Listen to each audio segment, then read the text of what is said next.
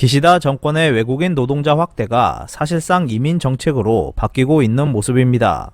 일본 언론 보도에 따르면 가족과 함께 체류할 수 있도록 하는 자격을 확대하고 체류 기한도 없애는 방향으로 검토 중인 것으로 알려졌습니다. 선거에서는 일본을 지키겠다며 절규하던 보수 정당이 공약에서 전혀 언급하지 않았던 얘기를 요즘 들어 갑자기 꺼내는 것은 자민당 승리에 기여한 산업계와 중소기업 경영자들을 위한 것이라고 할 수 있습니다.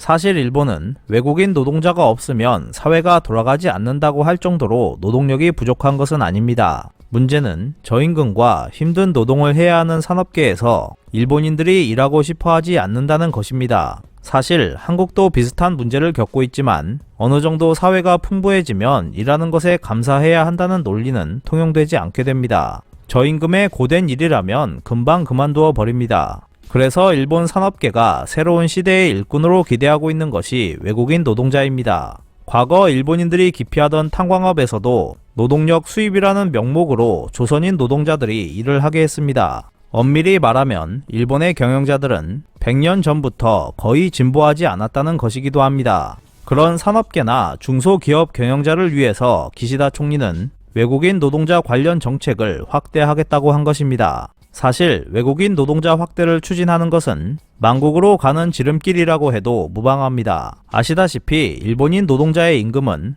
한국보다 낮을 뿐더러 선진국 중에서도 두드러지게 낮습니다. 근로 환경도 그다지 좋지 않습니다. 일본 특유의 직업 문화와 근성론 강요, 과중한 노동이나 갑질, 극단적인 선택 등이라고 하는 문제도 심각해지고 있습니다. 이렇게 자국민의 열악한 임금 근로 환경을 방치한 나라가 외국인 근로자들을 대거 받아들이게 된다면 어떻게 될지 쉽게 생각할 수 있습니다. 우선 일본인들의 임금은 더 이상 오르지 않게 됩니다. 일반적으로 선진국들의 상식으로는 인력 부족이 발생하면 임금 인상으로 대응합니다. 노동자가 기피하는 업계나 회사는 임금을 올려 인재를 확보하고 한층 더 성장을 목표로 달려갑니다. 임금 인상을 할 수 없는 기업은 시장에서 퇴출되고 그러한 흐름으로 경제는 성장하게 됩니다. 하지만 만약 거기에 저임금을 받고 불평 없이 일하는 외국인 근로자가 대거 몰려온다면 경쟁력 없는 업계와 기업은 임금 인상 노력을 하지 않아도 됩니다. 경제 흐름도 발전이 아닌 현상 유지만 될 것이고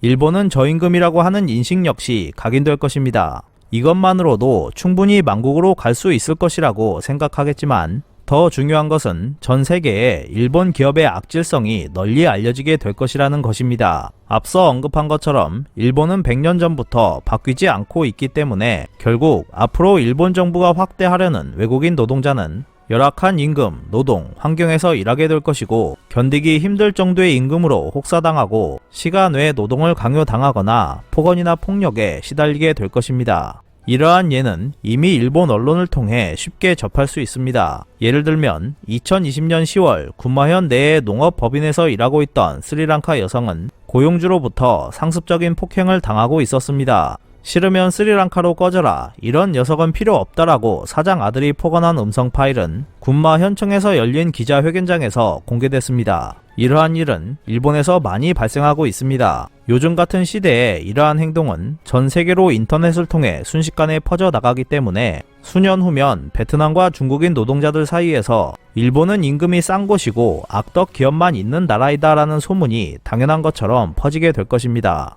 실제로 경제 발전이 두드러진 동남아 국가들도 임금이 오르고 있기 때문에 머지않아 일본을 추월할 수도 있습니다. 외국인 노동자를 받아들이고 있는 한국도 일본을 타산지석 삼아 이러한 미래를 피하려면 해야 할 일은 하나밖에 없습니다. 노동자들의 열악한 임금과 노동 환경을 개선하는 것입니다. 그러한 개선이 외국인 노동자에게도 적용된다면 경제는 정체가 아닌 성장으로 이어질 수 있을 것입니다.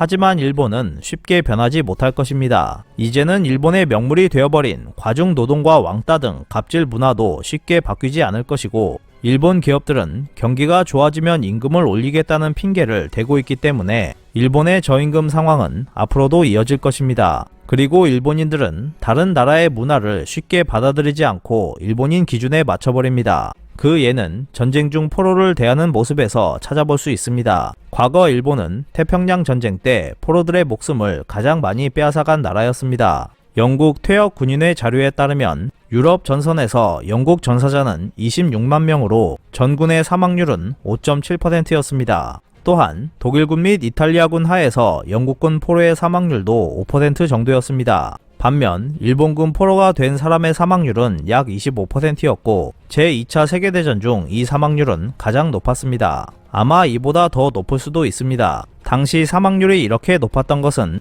가혹한 환경의 포로를 수용했다가 때로는 처형해 버리기도 했기 때문입니다. 일본인들은 자신들이 포로가 된다는 것을 수치로 받아들이고 있었고 그것을 피하기 위해 스스로 목숨을 끊으라는 지침을 받았기 때문에 타국의 포로를 대놓고 멸시했습니다.